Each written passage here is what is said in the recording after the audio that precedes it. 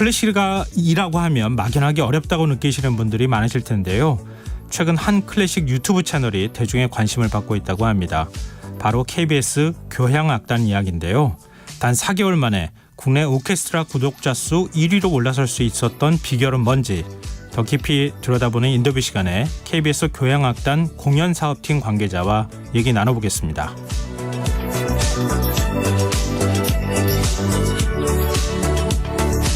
김성환의 시사에는 청취자 여러분들의 관심과 참여 기다립니다. 방송 내용과 관련해 의견 있으신 분들은 문자 보내주십시오. 당첨된 분들께는 모바일 쿠폰 보내드릴 텐데요. 참여하실 번호는 샵 9730이고요. 짧은 문자는 50원, 긴 문자는 100원의 이용료가 부과됩니다. 또 저희 방송을 유튜브를 통해서도 실시간으로 시청 또 참여하실 수 있는데요. KBS 일라디오 채널 들어오셔서 구독, 좋아요 눌러주시길 부탁드립니다. KBS 일라디오 김성환의 시사야. 그럼 지금 시작하겠습니다.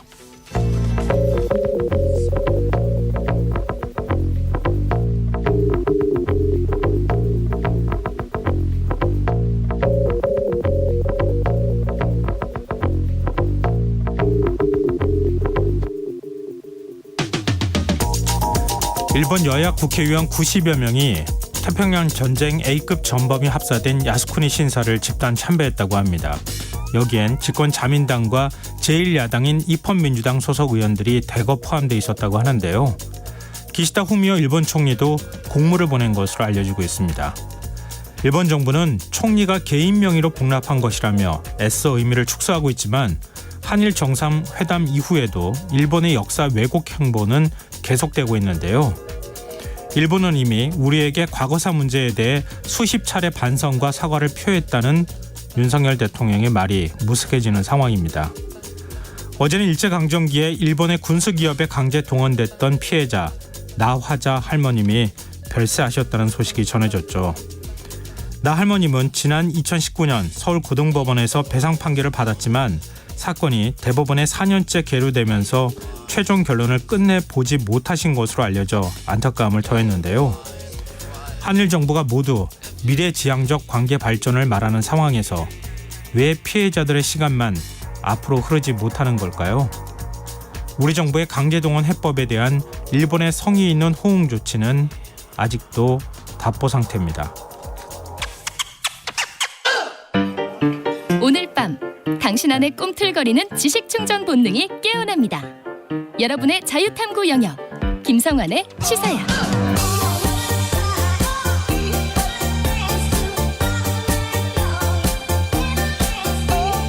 한 주 동안 있었던 이슈 가운데 우리가 조금 더 깊이 들여다봐야 할 정치권 움직임 분석해보는 시간입니다. 뉴스 외전 늘 함께 해주시는 패널 두 분 소개해드리겠습니다. 배종찬 인사이트K 연구소장 자리하셨습니다. 안녕하세요. 안녕하십니까. 네, 김민하 시사평론가 오늘도 모셨습니다. 안녕하세요. 안녕하세요. 네, 오늘은 바로 본론으로 들어가서 민주당 얘기 좀 해보죠. 네. 민주당 전당대회 돈봉투 의혹 핵심 인물로 지금 꼽히고 있는 강래구 한국감사협회 회장에 대한 구속영장 심사가 지금 진행되고 있는데요. 아마 이러면 오늘 밤 지금 방송하는 사이에 뭐 영장 발부 소식이 나오지 않을까도 싶고요. 좀 늦으면 새벽쯤이 되지 않을까도 싶은데 지금 검찰 수사의 방향, 이 가를 분수령 어떻게 보세요, 두 분은? 저는 글쎄 뭐 법적인 결정을 뭐 예측한다는 건 상당히 어려운 일이지만 저는 구속 가능성이 상당히 높지 않을까. 네. 그런 이유는 이 사안이 굉장히 중대하고 또 결과적으로는 구속을 결정하는 것은 세 가지거든요. 범죄가 얼마만큼 이게 실제 범죄로서 소명이 됐느냐, 범죄로 본다는 거죠. 또 하나는 이제 증거인멸이나 도주 우려인데, 네. 글쎄 뭐 수사를 받았다라는 것은 이미 그 관련된 내용은 이미 어느 정도 확인이 된 셈이고, 그렇다면 네. 증거를 인멸하거나 뭐 도주 우려가 그렇게 크게 있을까? 그래서 이제 증거는 좀 잘 모를 수는 있겠습니다만 그런 범죄가 소명되고 또 범죄라는 것이 어느 정도 인지되고 또 증거와 관련된 부분이 좀 신경이 쓰인다면은 구속 가능성이 높은 쪽으로 기울지 않을까 그렇게 예상하고 있습니다. 김민하 평론가 의견은 어떠세요?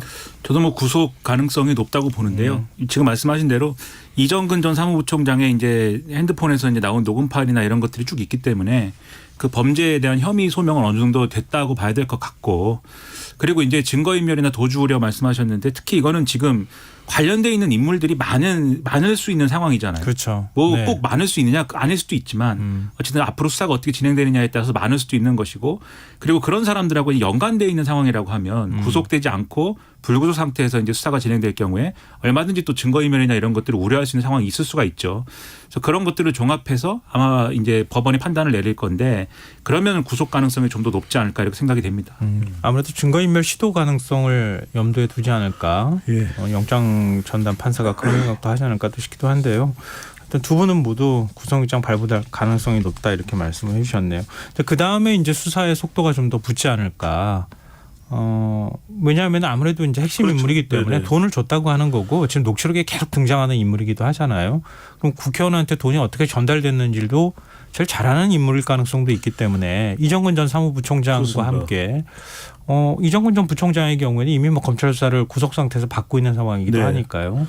네, 강내구 전 감사가 구속이 되는 경우에 더 큰 스모킹 건이라고 봐야 되겠죠. 왜 그런지 하면은 강내구 전 감사 한국수정공사 감사의 경우에는 출마를 또 했었던 인물이고요. 네네. 그리고 보면은 지역위원장이었던 인물이기 때문에 그만큼 정치적으로도 더불어민주당 송영길 전 대표 비롯해서 여러 명의 전현직 의원들과도 가까울 개연성이 높다. 그러면 결국 이 강내구 전 감사의 휴대폰을 포렌식할 경우에 밝혀질 내용은 더 클 수가 있죠. 네. 왜냐하면 가장 핵심적으로 지금 검찰이나 앞으로 수사 과정에서 주목하게 되는 것은 이걸 송영길 전 대표가 알았는지 몰랐는지 또 그리고 그 외에 주변에 윤관석 의원이든 이성만 의원이든 이렇게 지금 녹취록에서 거명된 그 이름들도 이 사안을 알았는지 몰랐는지 이건 굉장히 큰 이슈거든요. 네. 그래서 저는 강내구 전 감사의 이 구속 여부 그리고 휴대폰의 포렌식 여부 그 내용에 또 이 사실 내용의 확인에 따라서 이 파장이 훨씬 더 커질 수 있기 때문에 사실상 저는 이정근 전 사무부총장보다는 강내구 전 감사가 더 큰 건일 수 있다라는 생각이 듭니다. 조금만 부연을 하면은 네. 지금 이 강내구라는 분이 강내구 씨가 지금 쭉 보면은 이 전체 얼개를 가장 지금까지 나온 인물들 중에서는 가장 정확하게 알고 있을 가능성이 큰 사람이죠. 왜냐하면 돈을 만드는 데도 어쨌든 그렇죠. 관여한 것이고 그렇죠. 돈을 전달하는 데도 관여한 것이고 그리고 돈을 전달한 사실을 누구에게 보고했는지 그리고 누구에게 이 사실을 알려줬는지 등등에 대해서도 이 나름대로 얘기를 해가지고 파악을 한 거 아닙니까? 네. 그러니까 이 사람을 수사를 하면 전반적인 얼개를 알 수 있기 때문에 지금 이 사람에 대한 수사 굉장히 중요한 지점이 돼버렸다 그렇게 봐야 되는 거죠. 네. 이정근 전 사무부총장이 검찰하고 폴리바게닝을 했다. 뭐 일종의 이제 형량 거래를 했다. 이런 얘기까지 나오고 있는 상황이잖아요. 뭐 이 얘기는 달리 돌려 말하면은 자신과 관련된 이 혐의를 자백하고 그리고 난 다음에 거기에 따라서 일종의 선처를 받는 뭐 이런 방식으로 얘기가 됐다고 하는 건데 만약에 강내구 이제 감사협회장의 경우에도 그런 식으로 나올 경우에는 수사가 훨씬 더 지금보다 속도가 붙을 가능성이 있겠다. 뭐 이거는 어쨌든 추론이긴 하지만 네. 또 그런 가능성도 생각해 볼 수 있을 것 같은데요. 근데 지금 뭐 의혹의 핵심 인물이라고 불리는 송영길 전 대표 프랑스 파리에 머물고 있잖아요. 그동안에 이제 사실은 들어오지 않을 듯한 뭐 모양새를 취했었는데 내일 결국은 이제 기자회견을 예고한 상태예요.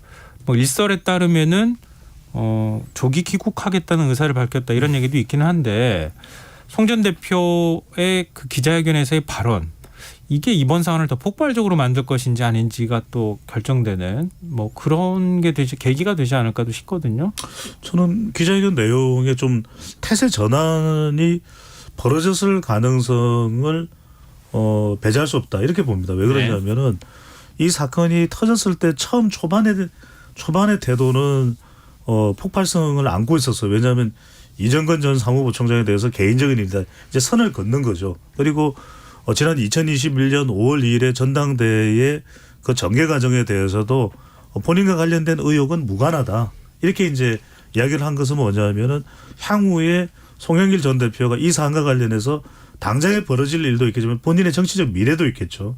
근데 이게 지금 하루하루 달라지는 상황은 뭐냐면 네. 송영길 전 대표가 회피하기 어려워지는 상황이에요. 예. 녹취록의 내용도 그렇고 실제 그것이 사실이라면 굉장히 아주 송영길 전 대표와 밀접할 강내구 전 감사의 구속 여부에 따라서 더 많은 내용이 밝혀질 수 있거든요. 예. 그렇다면 그냥 저는 기자회견의 내용은 당장 뭐 이번 주 다음 주 내로 들어오겠다는 아니더라도 빠른 시간 내에 좀 파리에서 이 주변 사람들과 본인의 지인들과 지인 측근들과 정치적 조언을 받아서 정리를 하고 빨리 들어올 수밖에 없는 사안일 거다. 왜 그러냐면은 지금 점점 이게 민주당 지지율에도 영향을 주고 있거든요. 네네. 그래서 이게 본인의 문제가 사실상 이재명 대표의 그동안 뭐 검찰이든 재판이든 리스크 이야기한 것보다 더 커요. 그렇죠. 그래서 저는 태세 예. 전환을 할 수밖에 없는 내용으로 기자회견도 할 수밖에 없으리라고 봅니다. 네.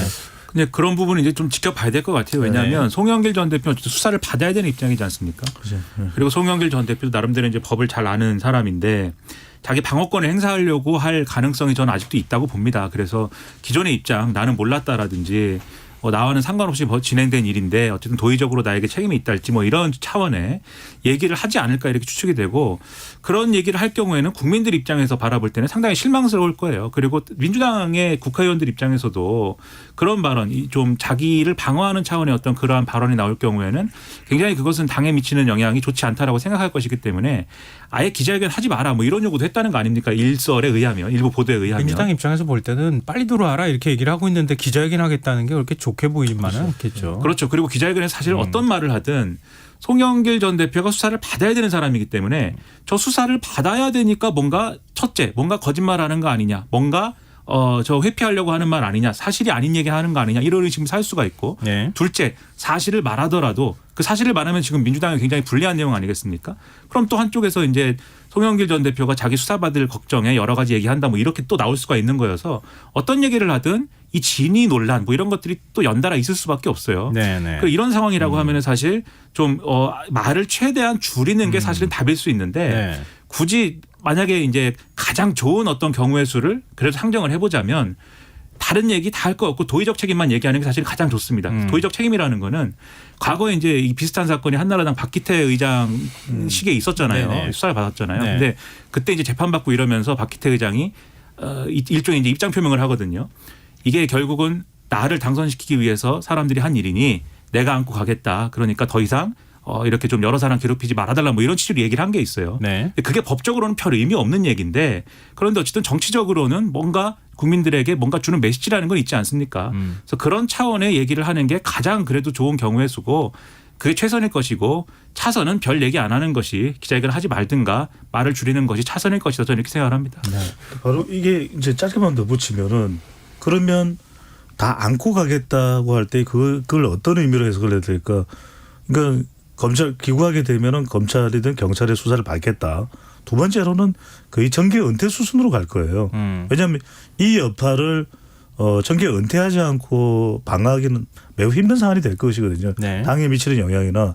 그런데 과연 그럴까? 완전 자기 이제 앞으로 향후에 정치적인 미래를 다 포기하는 건데 물론 나중에 시간이 어느 정도 지난 다음에 지지층들의 요청을 받아서 다시 재등장할 수도 있을지 모르겠지만 또 하나는 저는 중요한 것이 이 강내구 전 감사의 태도예요. 왜? 강내구 전 감사가 송영길 전 대표는 몰랐다. 내가 하여튼 송 전 대표의 당선을 위해서 정말 발벗고 뛰었을 뿐이지. 그래서 내가 돈도 만들고 이정근한테도 이야기하고 왜냐하면 녹취록에 정작 송영길 전 대표의 목소리는 이정근 녹취록에 아직 등장했다는 이야기는 없거든요. 네네. 이정근 녹취록에. 그렇다면 강내구 전 감사가 다 안고 본인이 가느냐. 이건 이제 어디까지나 제가 추론을 하는 겁니다. 네네. 그게 아니라 미주알 고주알 송영길 전 대표에 대해서 다 밝히느냐에 따라서 사안은 달라질 수도 있을 것 같아요. 이정근, 강내구, 그다음에 지금 이제 보좌관 박무라고 하는 예. 이 세 사람이 어떤 태도를 취하느냐에 따라서 송 전 대표로 수사의 칼날이 가느냐 안 가느냐가 결정될 수도 있겠다. 물론 이제 그러니까 검찰 수사 자체를 피하기는 어려울 수는 있겠지만 최종적인 책임을 지느냐 여부가 거기에 달려 있다 이렇게 또 볼 수 있을 것 같은데요. 근데 방금 전에 정기현태 말씀하셨지만 그거는 어찌됐든 간에 조사를 받고 난 다음에 밝혀야 될 수순이 아닐까 또 싶은데 지금 원래는 7월에 귀국하려고 했던 거 아니에요? 그렇죠. 네. 근데 지금 파리대학인가 뭐 다니고 있다고 하던데 대학 학기 다 끝나고 들어오겠습니다. 이렇게 해버리면 거의 뭐 민주당 입장에서 최악의 시나리오가 아닐까 그런 생각도 드네요. 나 뭐 내일 기자회견 한다고 하니까 그 기자회견 내용을 좀 보고 근데 말씀하신 대로 안 온다 그러면 그거 정말 무책임한 일이죠. 어쨌든 송영길 전 대표는 당의 대표도 지낸 인물이고 그리고 대권 주자로 거론되던 때도 있던 그 정도의 무게감 있는 인사인데 네. 당이 이런 누란의 위기에 빠져 있는데 그 본인의 할 일이 있다고 해서 기억하지 않겠다라고 하는 것은 무책임한 태도이고요. 제가 이제 뭐 쭉 보니까 지금 송영길 전 대표가 빨리 귀국해야 된다라고 얘기하지 않는 정파, 계파 또는 뭐 언론의 뭐 논조 이런 게 하나도 없습니다.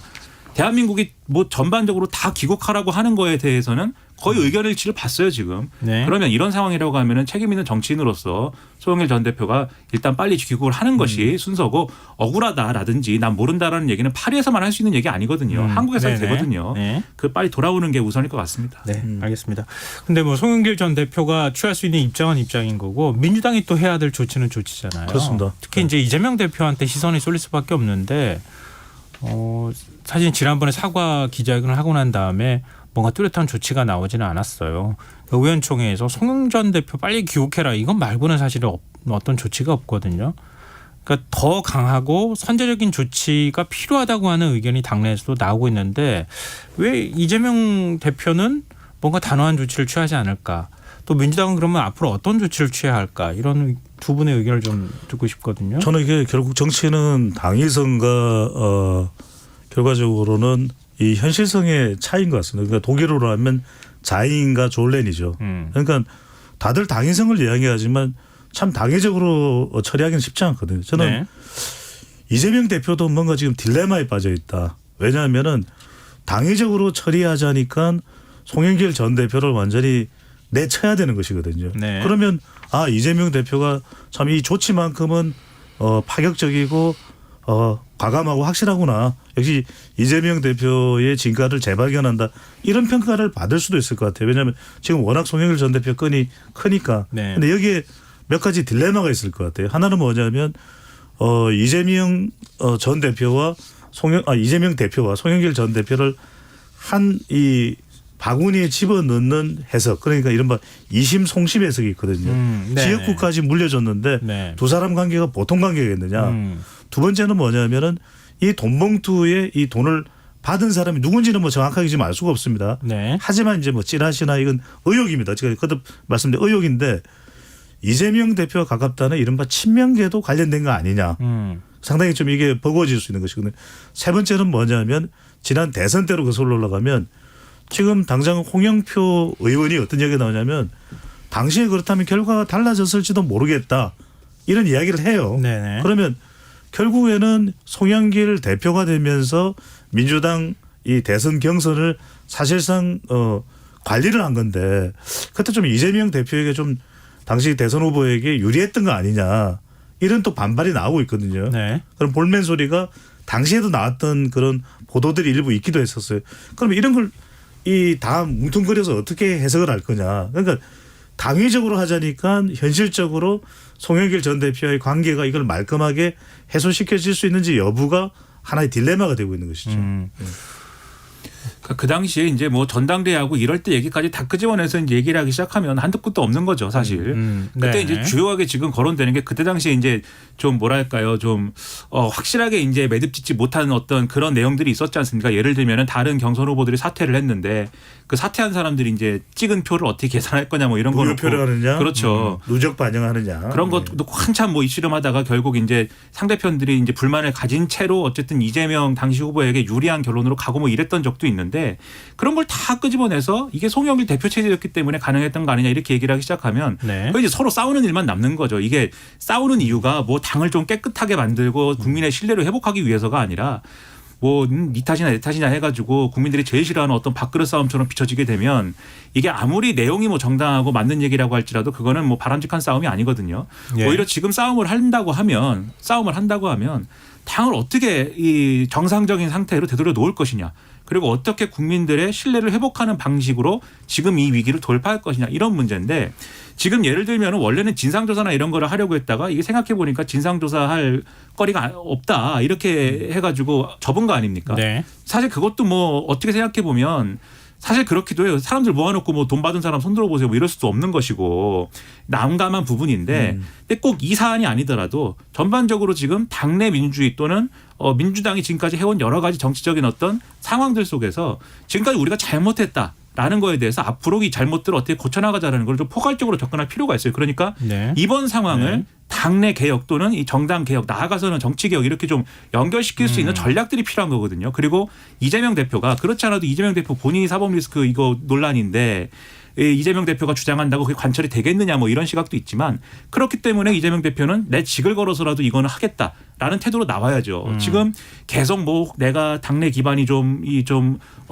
부실한데 이게 송영길 전 대표 쪽을 이렇게 좀 곤란하게 만들면 그나마 있던 기반도 없어지고 또 비명계가 이렇게 나서가지고 같이 합심해가지고 체포동의안 처리하면 가결되는 거 아니냐 뭐 이런 식으로 셈법을 가지고 막 얘기를 하면 네. 이거 아무것도 못합니다. 그러니까는 좌고우면하지 말고 이 상황을 어떻게든 돌파할 수 있는 방안을 마련하는 것이 급선무다 이렇게 말씀드리겠습니다. 네, 뭐 두 분 말씀 정리해 보면 뭐 당장은 뭐 윤관석 그다음에 이상민 의원 과거 같으면은 먼저 탈당을 했어야 되는 거 아니냐 이제 이런 의견 하나가 있는 것 같고요. 이건 뭐 당장 취할 수 있는 조치에 가까운 거 아닌가. 또 앞으로 추가로 연루되는 의원들이 나올 경우에 당에 부담을 주지 않기 위해서 먼저 선 조치를 취하는 이런 방식. 나중에 그 소명되고 난 다음에 다시 복당을 하는 이런 방식들이 있을 것 같고 또 하나는 굉장히 중요한 말씀해 주셨는데 정치 개혁과 연결하는 문제. 민주당이 어찌 됐든 간에 기득권 정당화되고 지금 부패한 거 아니냐 이런 인식들을 국민들이 갖고 있다고 하는 거잖아요. 이런 부패한 정당의 이미지를 어떻게 벗을 것이냐. 이게 자연스럽게 물갈이 문제까지도 얘기가 나올 것 같은데 이렇게 하는 데 있어서 이재명식의 어떤 정치 개혁 노선은 뭐냐. 이걸 좀 보여줘야 하는데 그게 뚜렷하게 보이지 않고 있다. 근데 제가 이 말씀을 좀 짧게 드려야 될 것 같아요. 같아요. 왜냐하면은 아까 제가 딜레마를 말씀드렸던 것이 당위성이라고 하는 존렌의 측면에서는 김민하 평론가의 말에 전적으로 공감하는데 네. 이 지금 현재로서는 이재명 대표가 그렇게 하기가 쉽지가 않을 것 같아요. 왜 그러냐 하면은 지금 본인과 관련된 이 당무위원회에 얼마 전에 결정도 있었고 네. 그리고 지금 체포동의안이 부결된 것도 있고 사실 그것도 논란이긴 하거든요. 네. 그렇다면 뭐 불체포 특권이나 또 면책 특권을 다 내려놓고 아예 이번 기회에 저는 윤관석 의원이나 이성만 의원도 본인들도 지금 탈당한다는 거 억울할 거예요. 하지만 이제 제가 말씀드리는 건 사후적인 부분을 얼마든지 밝힐 수 있죠. 개혁적인 과제를. 네. 만에 하나 검찰 수사에서 이건 검찰 수사가 아니고는 돈 받은 사람 손들어 받아서 해결할 수 있는 문제는 아니거든요. 이제 검찰 수사로 증거가 나왔을 때 그 사람은 내가 됐든 아니면 우리 더불어민주당 현역 의원이 됐든 그 사람은 당헌 당규에서 가장 강도 높은 조치를 취할 것이고 공천은 절대 없다. 그리고 앞으로 당원권도 뭐 향후 한 5년간 10년간 박탈하겠다. 그건 얼마든지 할 수 있을 것 같아요. 네네. 저는 그걸 지금 이재명 대표가 하는 게 중요할 것 같아요. 근데 개혁이라는 게 자기가 손해 안 보고 남들에게만 손해 강요하는 개혁은 이제 어렵거든요. 그래서 제가 이제 네. 직을 걸 수 있어야 된다고 말씀드린 것이고 네. 그리고 이제 그 직을 걸라는 의미까지 가서 예를 들면은 이런 겁니다. 그것까지 가서 어쨌든 이재명 대표 상당한 위험과 리스크를 감수하고 하지 않으면 이걸 개혁을 못 하는 거고 개혁을 못 하면 이게 돈봉투 돌린 당으로 이 돈봉투 돌린 당이라는 이미지로 총선 치러야 되는 그렇죠. 거예요. 네. 그러면 그것만큼 최악의 경우가 수가 어디 있겠습니까? 그래서 이 점에 있어서는 지금 이 문제를 계파 싸움, 그러니까 서로 친명 대 비명 간의 어떤 대결 구도 이렇게 만들지 말고 각자 이 문제를 민주당에 도움이 되는 방식으로 소화하기 위해서 각자 리더십을 발휘해야 할 때다라는 거죠. 네. 지금 이 문제 제대로 처리하지 않으면 이재명의 정치적 미래도 없다. 그렇죠. 뭐 이렇게 또 정리가 가능할 것 같네요. 네, 지금 여러분께서는 KBS 라디오 김성환의 시사를 듣고 계십니다. 뉴스사회전 김민하 시사평론가 배종찬 인사이트 K 연구소장 두 분 패널과 함께하고 있습니다. 저 화제를 좀 바꿔서요. 윤석열 대통령 지지율과 관련한 얘기부터 먼저 좀 해봤으면 좋겠어요. 먼저 한국갤럽 여론조사. 지난주에도 여론조사 결과에서 국정수행 지지율이 뚝 떨어지는 현상 나타난 걸 저희가 좀 소개를 해드렸잖아요. 근데 또 딱 반등하는 모습도 나타났어요. 김민하 평론가가 먼저 조사 결과를 소개해 주시죠. 한국갤럽이 지난 18일부터 20일까지 사흘간 전국만 18세 이상 남녀 1,003명을 대상으로 조사를 했는데요. 윤석열 대통령의 국정 수행에 대해서 긍정적으로 평가한 이 비율이 응답자의 31%, 부정적으로 평가한 비율이 60%였습니다. 그러니까 직전 조사와 비교를 하면 긍정 평가는 4%포인트가 오른 것이고 부정 평가는 5%포인트가 떨어진 것인데요. 긍정 평가 이유로는 외교가 12%, 노조 대응이 8%, 전반적으로 잘한다 7%, 결단력, 추진력, 뚝심이 6%, 국방 안보가 4%였습니다. 부정평가의 경우에는 외교가 32%, 경제, 민생, 물가가 8%, 일본 관계, 강제동원 배상 문제 전반적으로 잘못한다. 소통 미흡 이 6%, 경험, 자질 부족, 무능함이 5%, 독단적, 일방적이 4%였고요. 이 자세한 내용은 중앙선거 여론조사 심의 홈페이지를 참조하시면 되겠습니다. 네. 배용찬 소장께서 분석을 좀 해주시죠 먼저. 한숨을 돌렸다라고 봐야 될 것 같아요. 네. 그 한숨 돌린 데는 뭐 자체적인 이유도 있겠지만은 민주당의 이유도 있을 것 같고요. 결과적으로는 좀 약간 속살을 들여다보면 이 조사 결과에 이 핵심 지지층들이 일단 좀 결집을 했고 또 추가적인 이탈은 없다. 그러니까 윤석열 대통령 지지율이 직전 조사에서 27% 내려가는 데는 대륙주가 무너진 것이거든요. 네네. 결국 대구 경북 60대 또 주부층까지 무너졌다는 것은 결국 내부의 사람 문제였습니다. 물론 뭐 외교 또 최근에 러시아와 관련된 이 부분은 아주 최근의 일이기 때문에 네. 중국 양안 문제와 관련해서 또 설전이 벌어지고 있는 건 최근의 일이기 때문에 그렇다 치고 사람 문제가 많았지 않습니까? 홍준표 시장 또 김기현 대표 뭐 최고위원들 택임조라고 이야기했습니다. 택임조. 네. 태영호 또 김재원, 조수진 네. 이런 최고위원 리스크가 있고 이게 사실은 이번 주 조금 완화된 게 있거든요. 그래도 뭐 제주도에 가서 뭐 푸대접을 박대를 받던 김재원 최고위원이 가서 또 뭐 사과도 하고 이런 것에 따른 조금 가라앉는 것에 대한 위기감에 따른 보수층 결집이고 네. 또 하나는 이 민주당 지지율이 내려갔거든요. 또 이제 국민의힘은 조금 완화가 됐고 그거는 뭐냐면 민주당 돈봉투가 역시 또 윤석열 대통령 지지율이 결집하고 또 국민의힘도 결집하는데 반사 이익을 안겨줬다. 이렇게도 해석을 해야 될 것 같습니다. 네. 김민하 평론가 어떻게 보세요?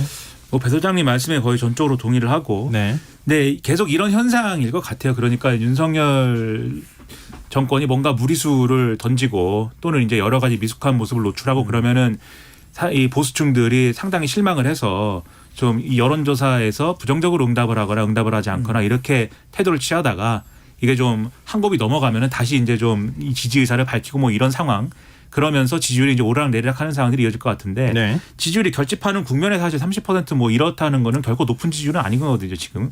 거기다가 더 이제 우려되는 거는 부정평가에 있어서는 거의 지금 뭐 항상 말씀하시지만은 이 부정평가층이 굉장히 지금 단단해지고 있기 때문에 네. 단단해진 상태이기 때문에 이게 오히려 더 리스크인 거죠. 그래서 앞으로 계속 반복되겠지만 이게 예를 들어서 이 총선 가까워지고 이러면은 이 지지율이 상당히 저는 뭐 일부 회복될 가능성도 있고 그러니까 지지층이 다시 쭉 결집하고 네네. 재정렬하고 이런 과정에서 회복이 될 거거든요. 근데 이 지지율을 숫자만 가지고 판단하면 안 된다라는 거예요. 왜냐하면 이게 결국은 다 일종의 이제 중간고사까지 가는 여러 가지 과정인 거예요. 중간고사라는 거는 선거죠. 그래서 여러 가지 과정에 불과한 것이고 이 과정이라는 게 결국 선거에서 중간고사 성적표가 어떻게 나오느냐는 평소 실력 그리고 공부를 얼마나 했느냐에 따라서 달라지는 것이기 때문에 지금 그 공부하는 과정에서 지금 여러 가지 실패가 노정된 것이고 그것에 따라서 지지율이 오르락내리락 하는 것뿐이다. 네. 그래서 이 지지율에 대해서 이 예를 들면 대통령실도 그렇고 정치권이 뭐 마치 주가가 오르락내리락 하는 것처럼 주가라는 거는 뭐 어느 날 악재가 터지면 바로 떨어지고 또 어느 날 좋은 일이 호재가 생기면 또 오르고 뭐 이러지 않습니까? 네. 이 지지율이라는 게 결코 그렇지 않다. 평소에 어떤 이유로든 잘해야 되는 것이고 잘하는 모습을 국민들에게 보여줘서 신뢰를 회복하는 것이 가장 중요하다라는 거를 잊지 말아야 될 것 같습니다. 네. 수능 대비 모의고사하고 학교 중간 시험은 좀 다른 거니까요. 시험이 뭐 다를 수도 있는 것 같고요. 네, 제가 그랬습니다. 네. 근데 지금 이제 18일부터 20일까지잖아요. 예. 좀 궁금한 게 그 윤석열 대통령의 로이터 통신 인터뷰 그 이후에 있는 파장 네. 이게 어느 정도 반영이 됐다고 보세요? 반영이 된 겁니까? 안 거의 된 반영이 겁니까? 안 됐다고 보고요. 반영이 왜냐하면 안 됐다고 외교라는 것이 특히 네. 이제 이런 외신 인터뷰는 조금 내용이 보다 더 이제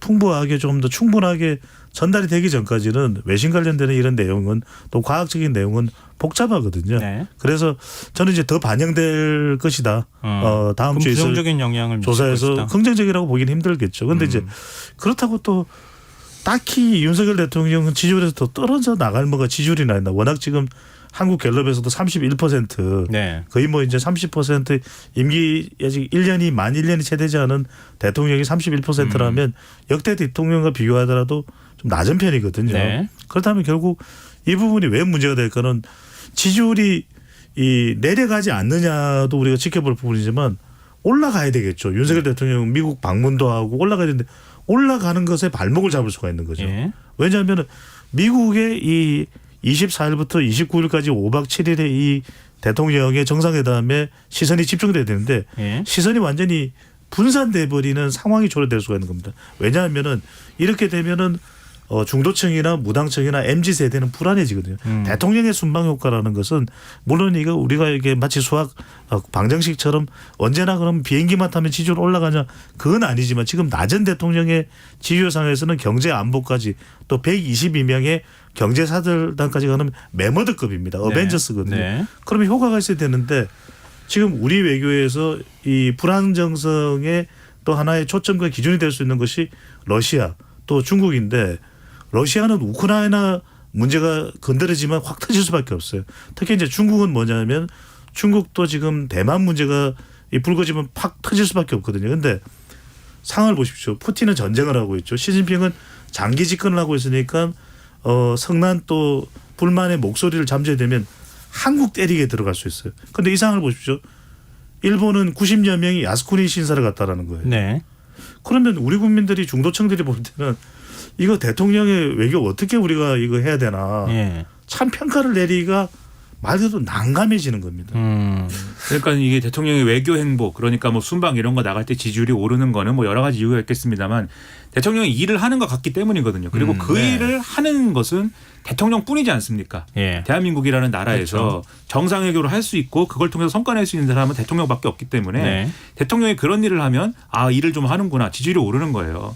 근데 지금 문제는 뭐냐면은 일을 못한 게 돼버렸지 않습니까? 대일 관계에 있어서 네. 한일 정상회담 이후에 강제동원 배상 문제와 관련돼서 분명히 우리는 물컵의 반을 채웠으니까는 일본이 반을 추가로 채울 것이다라고 얘기했는데 네. 일본은 물컵을 본 적이 없다 이런 태도니 때문에 이 일을 잘못했다 이렇게 된 것이고 지금 미국과도 한미 정상회담 앞두고 일어나는 여러 가지 일들에 대해서도 국민들이 일단은 그 걱정을 하고 있거든요. 한일 정상회담에서 일을 잘 못했기 때문에 한미 정상회담에서도 일을 잘 못하는 거 아니냐 네. 이런 우려를 가지고 있고 거기다 더불어서 중국과 러시아의 관계에 있어서도 뭔가 일을 잘못 푸는 거 아니냐 이 우려가 있습니다. 네. 그러면 이 우려를 해소하기 위해서는 여기에 대해서 국민들에게 제대로 설명하는 게 필요하고 이 설명이라는 거를 내가 이렇게 가려고 하는데 이렇게 가려고 하는 이유는 이러저러한 상황 때문이고 이러한 위협이 있지만 그것이 불가피하기 때문에 이러한 점들을 국민들이 양해해 줘야 되고 정치권이 이런 걸 도와달라 이런 설명을 해야 되거든요. 네.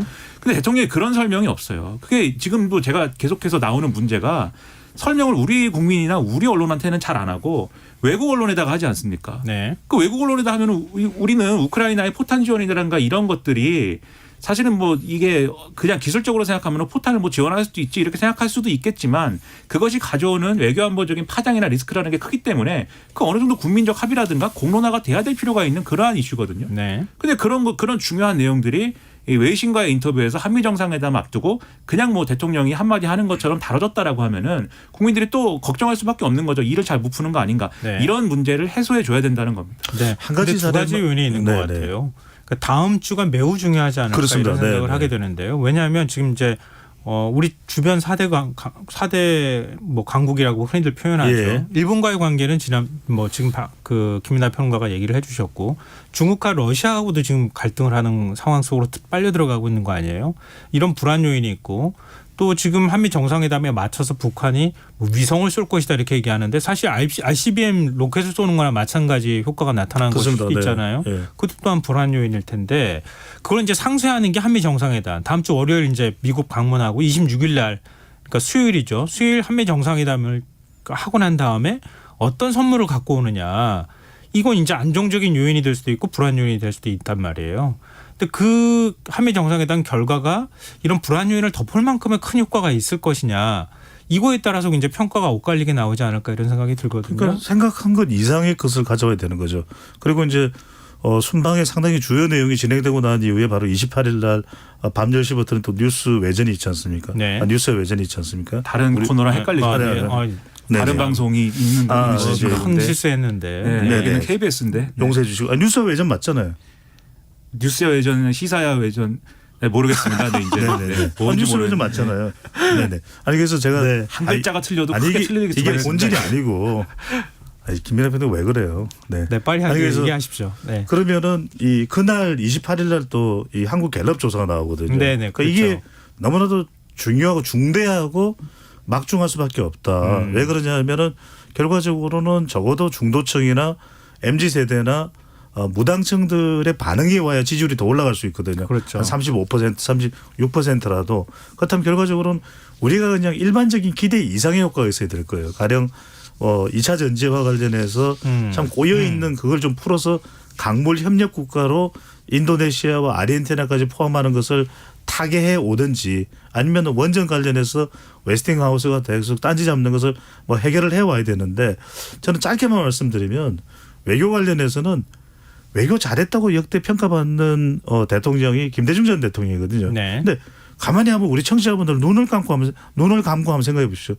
김대중 전 대통령이 무슨 대러시아, 대중, 대일본 관련해서 뭐 기억에 진하게 남는 거 있으면 잘 없어요.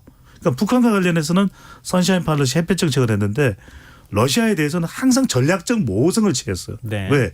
이 지정학적으로 한반도에 있고 남북한이 이렇게 대치하고 있는 국면에서는 대한민국은 미국도 그렇고 심지어는 아들 부시 대통령은 김대중 전 대통령이 this man 이랬어요. 그래도 다 받아줬어요. 네. 왜?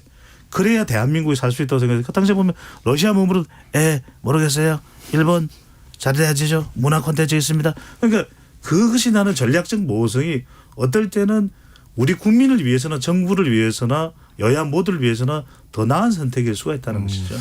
네, 그런가요? 방미 네. 성과는 상당히 우리가 기대를 해야 되는데 문제는 이미 이 도청 문제하고 그다음에 이 우크라이나 포탄 이 전해주는 문제 때문에 일부 상당히 양보를 한 것 같은 인상을 지금 줬기 때문에 네네. 얻어와도 이게 상쇄돼 버릴 가능성이 크다라고 저는 생각을 하고 그리고 얻어오는 것 중에 사실은 안보적 성격인 것은 이미 좀 파악이 되는 것 같습니다. 그게 이제 핵 자산의 운영과 관련돼서 공동기획, 공동실행, 공동연습 이런 거 더 강화된 확장 억제를 이제 가져온다 요건데 근데 이게 당장 눈에는 보이지 않을 거예요. 국민들이 항상 뭐 이 핵 자산의 움직임을 감시하고 있는 것도 아니고 그리고 북한이 뭔가 실제적인 큰 행동에 나서야 확인이 되는 것이기 때문에 잘 안 보일 건데 그 핵심은 경제 아니겠습니까? 네네. 근데 경제는 또 지난번에 대통령실이 IRA법이라든가 이런 것들에 대해서 이미 만족스럽다고 했습니다. 그럼 추가로 뭐 협상할 게 없죠. 이미 좋은데 뭘 협상을 합니까? 그러니까 남은 게 이제 반도체 보조금 가이드라인이랑 몇 가지가 있는데 그거 관련해서 지금 미국이 양보할 어떤 그런 조건이 되는가도 좀 우려가 돼서 그래서 사실 이 앞에 있는 양보 얘기와 경제 부분에서 좀 지금 미흡한 부분이 채워지지 않을 가능성이 있어서 이번에 순방 성과가 별로 안 좋을 수 있다라는 우려가 생겨서 이 우려가 기울기를 바랍니다. 국민들이 확 이거 선물이야라고 체감할 만큼의 큰 선물을 갖고 와야 확실하게 효과가 나타날 수 그렇죠. 있겠다. 지금 그 말씀을 해주셨는데요. 네. 지금 마무리할 시간이 다 사실 됐어요. 그러니까 대한민국 1호 영업사원 되겠다고 윤석열 대통령이 얘기를 해왔는데 진짜 1호 영업사원처럼 뭔가 선물 큰 걸 좀 갖고 오는 그런 한미 정상회담이 된다면 네. 지지율에도 아주 긍정적인 영향이 있지 않을까. 그래도 성과가 있어야죠. 저는 네, 일론 그런 머스크를 생각이 만나고 오면 좋겠습니다. 그럼 일론 뭐- 머스크요? 네, 뭘 갖고 오려고? 뭔가 좀 뽑아오는 거죠. 로켓을 기가 팩토리나 로켓이 공중에서 폭발해가지고 기가 팩토리는 이미 딴 데로 갔답니다. 알겠습니다. 우려가 네. 됩니다. 자, 오늘 뉴스야 여기까지 하겠습니다. 지금까지 김민하 시사평론가 배종찬 인사이드 K 연구소장 두 분과 함께했습니다. 고맙습니다. 고맙습니다. 감사합니다. 일일 시사권장량 채워가세요.